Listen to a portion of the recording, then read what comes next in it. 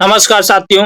Exam success by देवन के इस YouTube channel पर मैं देवन कुमार आप सभी का हार्दिक स्वागत करता हूं। आशा करते हैं आप लोग स्वस्थ होंगे, मस्त होंगे और अपनी पढ़ाई को समय के साथ पूरी करने में लगे होंगे। साथियों, पिछले वीडियो के माध्यम से हमने जो समझा था वह शैक्षिक और व्यावसायिक निर्देशन की परिभाषाओं को, उसके उद्देश्य को भली भांति समझ लिया था। आज के इस वीडियो के माध्यम से हम जो समझने वाले हैं वह है व्यक्तिगत निर्देशन।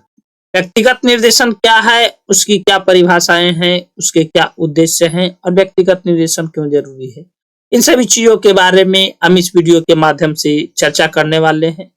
जो भी साथी इस चैनल पर नए हैं वो चैनल को सब्सक्राइब कर लेंगे और अपने दोस्तों तक के इस वीडियो को शेयर करना ना भूलेंगे। साथ ही इसका जो टेलीग्राम चैनल है उसको भी आप लोग ज्वाइन कर लेंगे ताकि इसकी पीडीएफ जो है आपको आसानी से मिल सके। तो वीडियो में तनिक भी समय न गंवाते हुए इस वीडियो को आगे शुरुआत करते हैं और व्यक्तिगत निर्देशन को विस्तार से समझने का प्रयास करते हैं।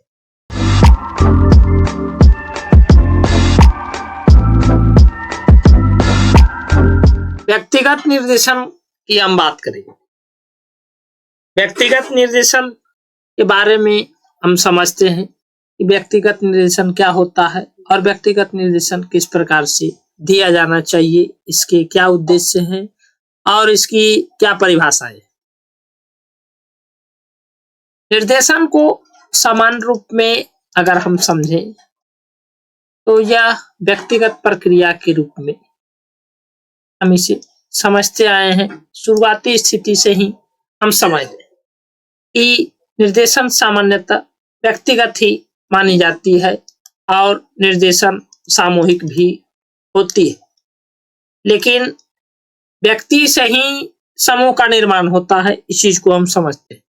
तो निर्देशन सामान्य रूप में व्यक्तिगत ही होता है क्योंकि सलाह या सहायता जो है व्यक्तिगत रूप में ही प्रदान की जाती है। अब ऐसी व्यक्तिगत स्थिति को समझते हैं और इसमें जो केंद्र बिंदु होता है, केंद्र बिंदु की बात करें, जो सेंटर पॉइंट जो होता है, सेंटर में कौन होता है, तो सेंटर में जो होता है वो व्यक्ति होती है क्योंकि समस्याओं की भिन्नता अलग अलग होती है। व्यक्ति केंद्र बिंदु में होता है न कि समस्या। समस्या केंद्र बिंदु में नहीं होता है, केंद्र बिंदु में व्यक्ति होता है, समस्या केंद्र बिंदु में नहीं होता। इस चीज को हमें समझना होगा क्योंकि एक व्यक्ति जो होता है वह अस्थिर होता है, उसमें किसी भी प्रकार का बदलाव नहीं हो सकता है, ना आंतरिक स्थिति से न बाह्य स्थिति से, क्योंकि उसका नाम, गांव, पहचान जो भी है वो कांस्टेंट है। लेकिन समस्या जो एक व्यक्ति के साथ आती है वह भिन्न भिन्न प्रकार की समस्याएं आ सकती है, चाहे वह उसके जीवन से संबंधित हो सकती है, चाहे उसके स्वास्थ्य से संबंधित हो सकती है, चाहे उसके घर से संबंधित हो सकती है, चाहे समाज से संबंधित हो सकती है, चाहे शिक्षा से संबंधित, भिन्न भिन्न प्रकार की समस्याएं उसके साथ आ सकती है। तो ये जो समस्याएं आएगी, ये समस्याएं एक व्यक्ति को ही आएगी, एक व्यक्ति के साथ ही समस्याएं। तो केंद्र बिंदु जो देखा जाता है व्यक्तिगत निर्देशन में वह व्यक्ति को ही माना जाता है। अब व्यक्तिगत निर्देशन में हम जो समझते हैं कि व्यक्तिगत निर्देशन की क्या परिभाषाएं हैं, उस चीज को हम समझने का प्रयास करते हैं। व्यक्तिगत निर्देशन में परिभाषाएं जो है वह क्रो एंड क्रो महोदय, जो कि एक जाने माने मनोवैज्ञानिक हैं, इनका बहुत ही फेमस जो है परिभाषा है। कहता है व्यक्तिगत निर्देशन व सहायता है। हम जानते हैं कि निर्देशन एक सहायता है, एक सलाह के रूप में निर्देशन कार्य करता है। तो व्यक्तिगत निर्देशन एक सहायता के रूप में है। व्यक्ति के जीवन के समस्त क्षेत्रों में रवैये, उनका क्या रवैया है, स्थिति है और क्या व्यवहार है, उनका विकास किस प्रकार से होगा और उसके बीच में सामंजस्य किस प्रकार से स्थापित होगा। अर्थात व्यक्तिगत निर्देशन एक सहायता के रूप में है जो व्यक्ति के जीवन के समस्त क्षेत्रों में रवैयों और व्यवहार के विकास में श्रेष्ठ सामंजस्य स्थापित करने के लिए दी जाती है। मतलब व्यक्तिगत निर्देशन सहायता के रूप में, या सहायता क्या दिया जाएगा, समस्त क्षेत्र। ये समस्त क्षेत्र कौन से होंगे, जीवन के, ये जीवन के समस्त क्षेत्र होंगे। जीवन के समस्त क्षेत्र में जो हमारा रवैया है, जो हमारा व्यवहार है,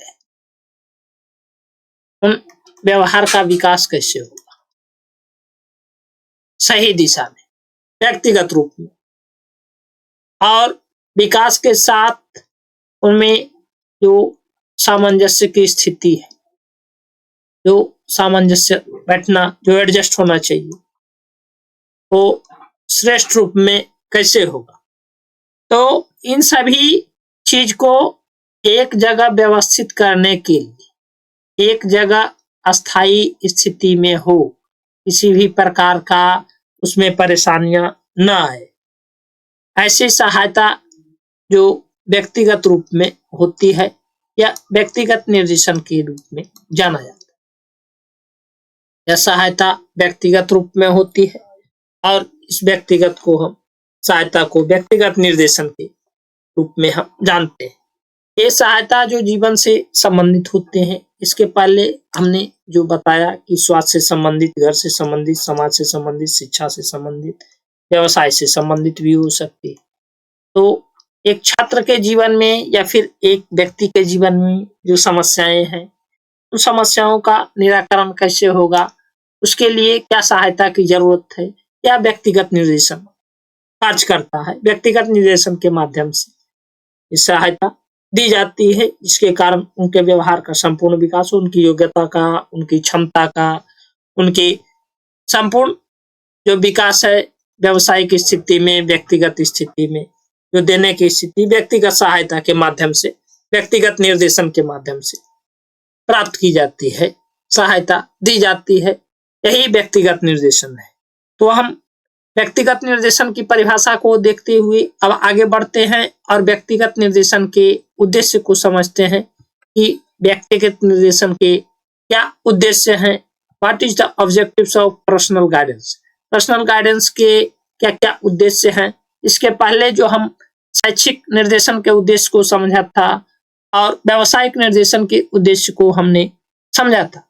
अब हम लोग जो समझने वाले हैं तो व्यक्तिगत निर्देशन के उद्देश्य क्या क्या है। एक व्यक्ति के जीवन के पक्ष की बात करें तो जीवन के पक्ष में मूलतः शारीरिक पक्ष, पारिवारिक पक्ष, मानसिक पक्ष और सामाजिक पक्ष सम्मिलित होते हैं मूल रूप से अगर देखा जाए तो। व्यक्तिगत निर्देशन में इस चीज को किस प्रकार से समझा जाता, इसको समझते हैं। शारीरिक पक्ष यानी उसके शरीर से संबंधित, पारिवारिक पक्ष यानी उसके परिवार से संबंधित, और मानसिक पक्ष उनके सोचने समझने की स्थिति, बौद्धिक स्तर से संबंधित, और सामाजिक पक्ष यानी उसके समाज में रहन सहन, मान्य व्यवहार और अमान्य व्यवहार की स्थिति और विभिन्न प्रकार के रवैयों का एक संकलन जो है एक व्यक्ति के जीवन के पक्षों का आकलन करता है। अब इस चीज को हम आगे व्यक्तिगत निर्देशन के उद्देश्य के माध्यम से समझने का प्रयास करते हैं। व्यक्ति के अंदर उसकी योग्यताएं और उसकी जो क्षमता, उसका ज्ञान कराना व्यक्तिगत निर्देशन का एक उद्देश्य है। व्यक्ति के अंदर उसकी योग्यताओं और क्षमताओं का ज्ञान कराना, इस प्रकार से उसकी योग्यता का ज्ञान हो सकता है। योग्यता उसके शारीरिक स्तर पर हो सकता है, उसका मानसिक स्तर पर हो सकता है, सामाजिक स्तर पर हो सकता है,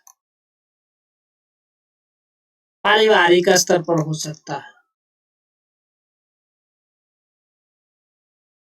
ये योग्यताएं और क्षमताएं जो होती है, इन सभी का ज्ञान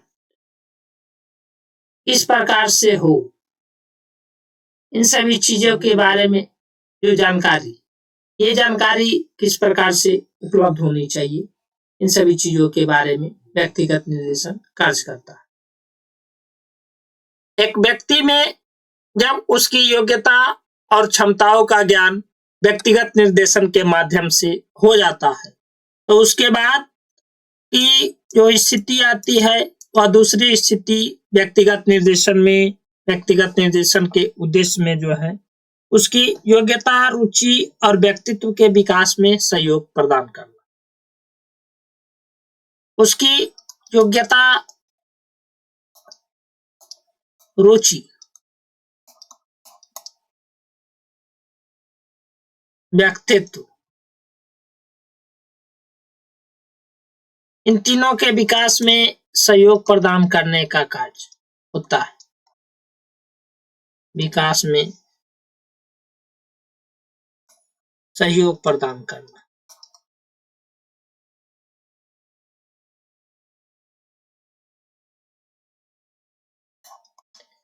इसमें सहयोग किस प्रकार से प्रदान किया जा सकता है, इस चीज को हम समझने का प्रयास करते हैं।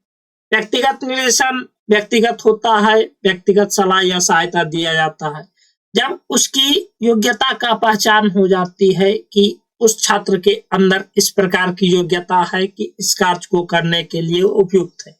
जिस क्षेत्र में रुचि है उसकी रुचि की पहचान और उसी अनुसार से उसके व्यक्तित्व का निर्धारण होता है और उसके व्यक्तित्व की पहचान हो जाती है।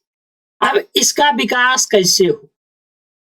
अब इसके विकास के लिए जो सहयोग दिए जाते हैं, ये सहयोग प्रदान करने की स्थिति व्यक्तिगत निर्देशन के माध्यम से की जाती है और जो काम होता है योग्यता, रुचि और व्यक्तित्व, इन तीनों का समावेशन होता है और इन तीनों के समावेशन के साथ विकास होता है और इसमें जो है शारीरिक स्थिति, मानसिक स्थिति, सामाजिक और पारिवारिक स्थिति, इन चारों स्थितियों को ध्यान में रख करके ही व्यक्तिगत निर्देशन दिया जाता है। इसके बाद व्यक्तिगत निर्देशन में हम आगे बात करें कि इसके अगले उद्देश्य की, तो जो अगला उद्देश्य है योग्यता के अनुरूप शैक्षिक और व्यावसायिक अवसरों का ज्ञान कराना। योग्यता के अनुरूप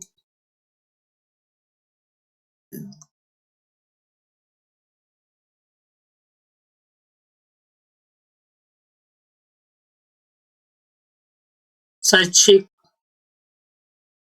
और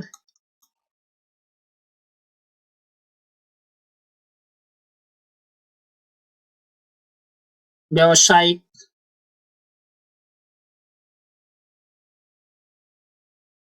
अवसरों का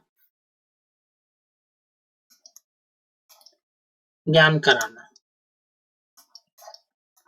व्यक्तिगत निर्देशन के माध्यम से यह संभव हो पाता है कि यह संभव है कि उसकी योग्यता जो है, जो रुचि है, जो अभिव्यक्ति है, जो व्यक्तित्व है, पारिवारिक स्तर पर, मानसिक स्तर पर, सामाजिक स्तर पर और व्यक्तिगत स्तर पर इसकी पहचान हो जाती है और संभव में उसकी पहचान जुड़ी होती है और पहचान के माध्यम से हमें शैक्षिक स्थिति में निर्देशन किस प्रकार से दिया जाना चाहिए, व्यावसायिक स्थिति में निर्देशन किस प्रकार से दिया जाना चाहिए, इसके बारे में व्यक्तिगत रूप से ज्ञान हो जाता है। और व्यक्तिगत रूप से जब ज्ञान हो जाता है तो उस बच्चे को व्यक्तिगत निर्देशन बेहतर ढंग से दिया जा सकता है। जी, उस बच्चे के बारे में शिक्षक को अच्छी तरीके से जानकारी होती है कि कौन से क्षेत्र में ये अव्वल आ सकता है या फिर कौन से क्षेत्र में ये कमी महसूस कर रहा है। उसकी कमी को पहचान करके अगर एक शिक्षक व्यक्तिगत निर्देशन का संपादन करता है तो ऐसा देखा जाता है व्यक्तिगत निर्देशन सफल होता है। व्यक्तिगत निर्देशन के उद्देश्य में जो अगला उद्देश्य है का उद्देश्य है शारीरिक, मानसिक, भावात्मक और सामाजिक विकास में सहायता करता है।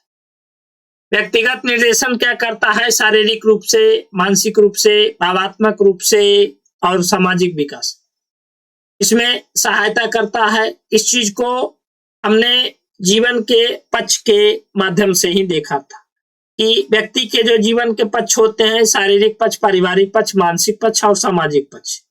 अब इसमें यह सहायता किस प्रकार से होता है? अब इसमें सहायता जो करता है सामंजस्य स्थापित करने के लिए, इन सभी के बीच सामंजस्य स्थापित कैसे होगा?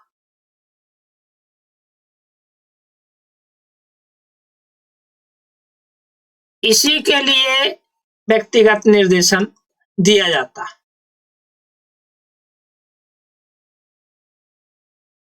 क्योंकि व्यक्तिगत निर्देशन के अभाव में व्यक्ति अपने शरीर को किस प्रकार से मेंटेन रखना है, किस प्रकार से शारीरिक स्वास्थ्य को सही तरीके से उसका शरीर क्रियान्वित हो, किसी भी प्रकार की बीमारी न आए, बीमारियों से मुक्त रहे और मानसिक रूप से ठीक रहे, भावात्मक रूप से ठीक रहे, समाज में उसका एक अलग पहचान हो, एक प्रतिष्ठित व्यक्ति के रूप में, एक मान्य व्यवहार वाले व्यक्ति के रूप में कैसे जाना जाए। इस चीज की सामंजस्यपूर्ण स्थिति स्थापित करने के लिए व्यक्तिगत निर्देशन की आवश्यकता होती है।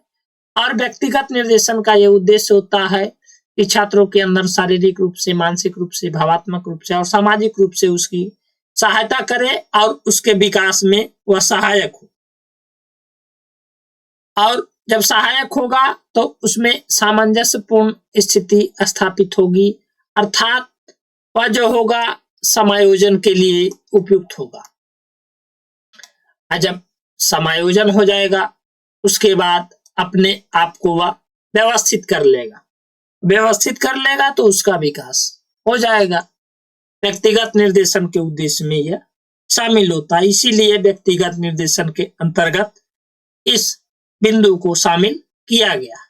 अब इसके आगे हम समझते हैं व्यक्तिगत निर्देशन के और क्या उद्देश्य है।